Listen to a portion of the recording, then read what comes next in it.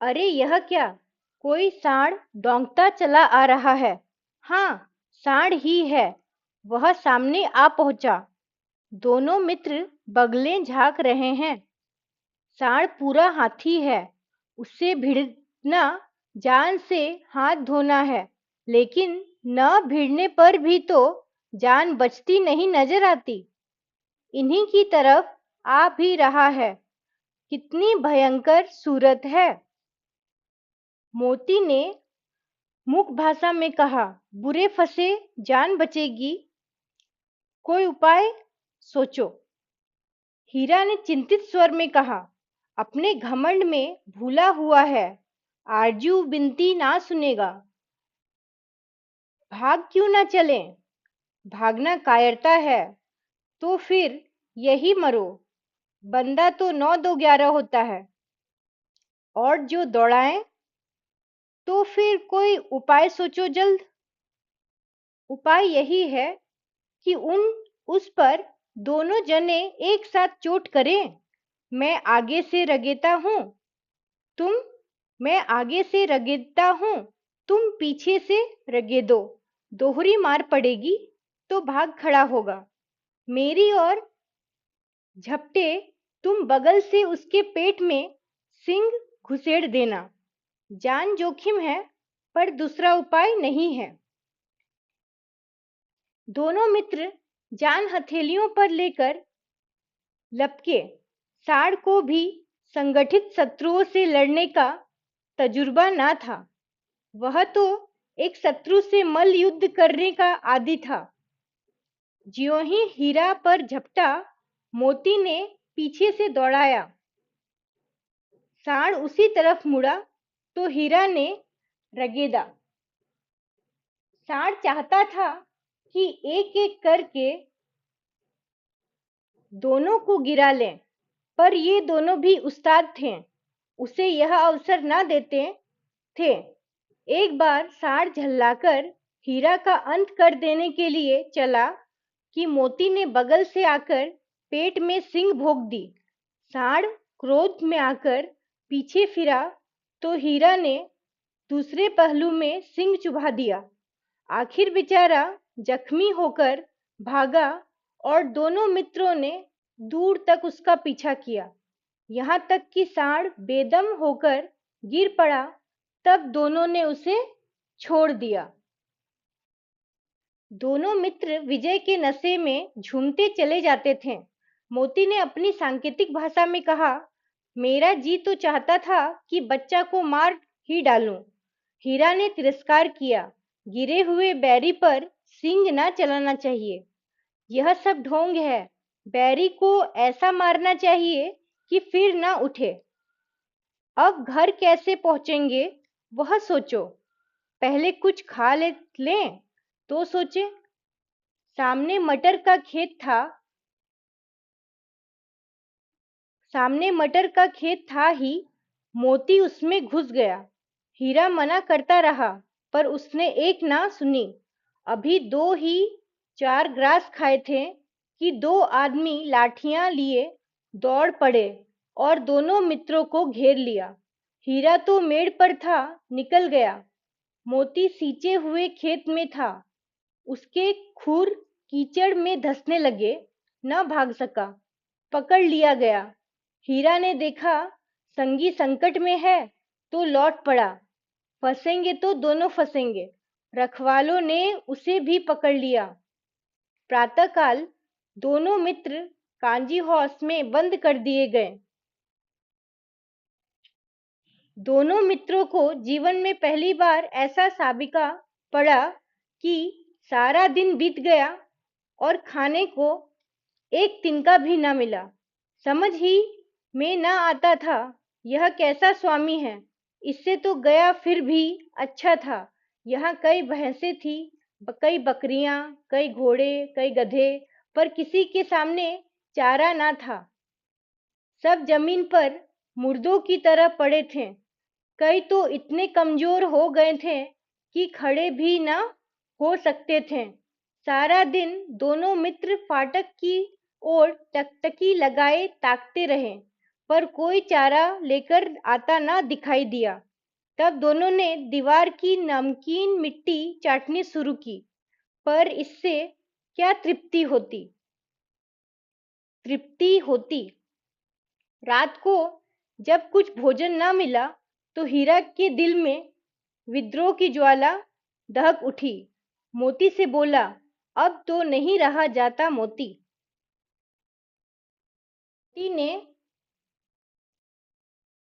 सिर लटकाए हुए जवाब दिया मोती ने सिर लटकाए हुए जवाब दिया, मुझे तो मालूम होता है प्राण निकल रहे हैं। इतनी जल्द हिम्मत ना हारो भाई, यहाँ से भागने का कोई उपाय निकालना चाहिए। आओ दीवार तोड़ डालें। मुझसे तो अब नहीं होगा, मुझसे तो अब कुछ नहीं होगा। बस इसी बूते पर अकड़ते थे, सारी अकड़ निकल गई। बाड़े की दीवार कच्ची थी, हीरा मजबूत तो था ही, अपने नुकीले सींग दीवार में गड़ा दिए और जोर मारा तो मिट्टी का एक चिप्पड़ बाहर निकल आया। फिर तो उसका साहस बढ़ा। उसने दौड़ दौड़कर दीवार पर चोटें की और हर चोट में थोड़ी थोड़ी मिट्टी गिराने लगा। उसी समय कांजी हौस का चौकीदार लालटेन लेकर जानवरों की हाजिरी लेने आ निकला। हीरा का यह उज्जड़पन देखकर उसने उसे कई डंडे रशीद किए और मोटी सी रस्सी से बांध दिया। मोती ने पड़े पड़े कहा, आखिर मार खाई, क्या मिला? अपने भूत भर जोर तो मार दिया। ऐसा जोर मारना किस काम का कि और बंधन में पड़ गए। जोर तो मारता ही जाऊंगा, चाहे कितने ही बंधन पड़ते जाएं। जान से हाथ धोना पड़ेगा। कुछ परवाह नहीं, यूं भी तो मरना ही है। सोचो, दीवार खुद जाती तो कितने जाने बच जाती। इतने भाई यहाँ बंद हैं, किसी की देह में जान नहीं है। 2-4 दिन और यही हाल रहा तो सब मर जाएंगे। हाँ, यह बात तो है। अच्छा, तो ला, फिर मैं भी जोर लगाता हूँ। मोती ने भी दीवार में उसी जगह सींग मारा। थोड़ी सी मिट्टी गिरी और फिर हिम्मत बढ़ी। फिर तो वह दीवार में सींग लगाकर इस तरह जोर करने लगा मानो किसी प्रतिद्वंदी से लड़ रहा है। आखिर कोई 2 घंटे की जोर आजमाई के बाद आखिर कोई 2 घंटे की जोर आजमाई के बाद दीवार ऊपर से लगभग 1 हाथ गिर गई। उसने दूनी शक्ति से दूसरा धक्का मारा तो आधी दीवार गिर पड़ी। दीवार का गिरना था कि अधमरे से पड़े हुए सभी जानवर चेत उठे। तीनों घोड़ियां सरपट भाग निकली, फिर बकरियां निकली, इसके बाद भैंसें भी खिसक गई, पर गधे अभी तक ज्यों के त्यों खड़े थे। हीरा ने पूछा, तुम दोनों क्यों नहीं भाग जाते? एक गधे ने कहा, जो कहीं फिर पकड़ लिए जाएं तो क्या हर्ज है, अभी तो भागने का अवसर है। हमें तो डर लगता है, हम यहीं पड़े रहेंगे। आधी रात से ऊपर जा चुकी थी। दोनों गधे अभी तक खड़े सोच रहे थे कि भागे या ना भागे, और मोती अपने मित्र की रस्सी तोड़ने में लगा हुआ था।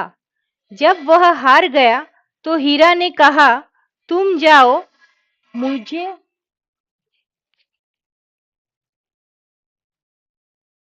हीरा ने पूछा। अरे,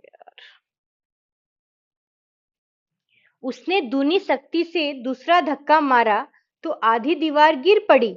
दीवार का गिरना था कि अधमरे से पड़े हुए सभी जानवर चेत उठे।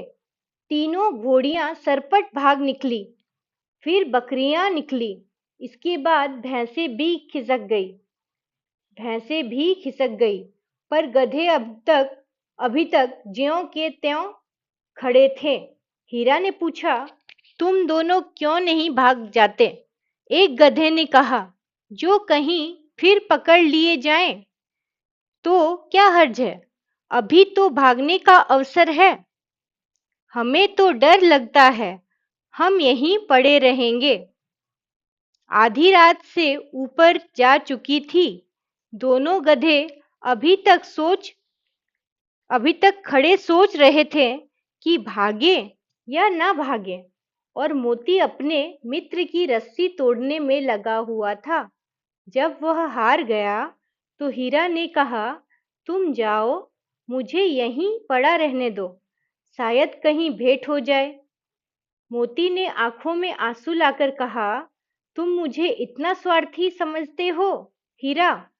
हम और तुम इतने दिनों एक साथ रहे हैं, आज तुम विपत्ति में पड़ गए, मैं तुम्हें छोड़कर अलग हो जाऊं? हीरा ने कहा, बहुत मार पड़ेगी, लोग समझ जाएंगे यह तुम्हारी शरारत है।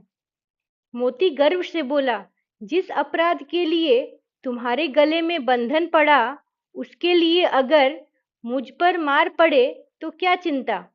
इतना तो हो ही गया कि 9-10 प्राणियों की जान बच गई, वे सब तो आशीर्वाद देंगे। यह कहते हुए मोती तो दोनों गधों को सींगों से मार मारकर बाड़े के बाहर निकाला। मोती ने दोनों गधों को सींगों से मार मारकर बाड़े के बाहर निकाला और तब अपने बंधु के पास आकर सो रहा। भोर होते ही मुंशी और चौकीदार और अन्य कर्मचारियों में कैसी खलबली मची, इसके लिखने की जरूरत नहीं। बस इतना ही काफी है कि मोती की खूब मरम्मत हुई और उसे भी मोटी रस्सी से बांध दिया गया। एक सप्ताह तक दोनों मित्र वहां बंधे पड़े रहे। किसी ने चारे का एक तृण भी न डाला। हाँ, एक बार पानी दिखा दिया जाता था, यही उनका आधार था। दोनों इतने दुर्बल हो गए थे कि उठा तक न जाता था। ठठरियां निकल आई थी। एक दिन बाड़े के सामने डुग्गी बजने लगी और दोपहर होते होते वहां 50-60 आदमी जमा हो गए। तब दोनों मित्र निकाले गए और उनकी देखभाल होने लगी। लोग आ आकर उनकी सूरत देखते और मन फीका करके चले जाते। ऐसे मृतक बैलों का कौन खरीदार होता। सहसा एक दढ़ियल आदमी, जिसकी आंखें लाल थी और मुद्रा अत्यंत कठोर, आया और दोनों मित्रों के कूल्हों में उंगली खोदकर मुंशी जी से बातें करने लगा। उसका चेहरा देखकर अंतर्ज्ञान से दोनों मित्रों के दिल कांप उठे। वह कौन है और उन्हें क्यों टटोल रहा है, इस विषय में उन्हें कोई संदेह न हुआ। दोनों ने एक दूसरे को भीत नेत्रों से देखा और सिर झुका लिया। हीरा ने कहा, गया के घर से नाहक भागे, अब जान न बचेगी। मोती ने अश्रद्धा भाव से उत्तर दिया, कहते हैं भगवान सबके ऊपर दया करते हैं, उन्हें हमारे ऊपर क्यों दया नहीं आती। भगवान के लिए हमारा मरना जीना दोनों बराबर है। चलो अच्छा ही है, कुछ दिन उसके पास तो रहेंगे। एक बार भगवान ने उस लड़की के रूप में हमें बचाया था, क्या अब ना बचाएंगे? यह आदमी छुरी चलाएगा, देख लेना। तो यहाँ तो क्या चिंता है, मांस खाल सींग हड्डी सब किसी न किसी काम आ जाएगी। नीलाम हो जाने के बाद दोनों मित्र उस दढ़ियल के साथ चले। दोनों की बोटी बोटी कांप रही थी। बेचारे पांव तक न उठा सकते थे, पर भय के मारे गिरते पड़ते भागे जाते भागे जाते थे, क्योंकि वह जरा भी चाल धीमी हो जाने पर जोर से डंडा जमा देता था।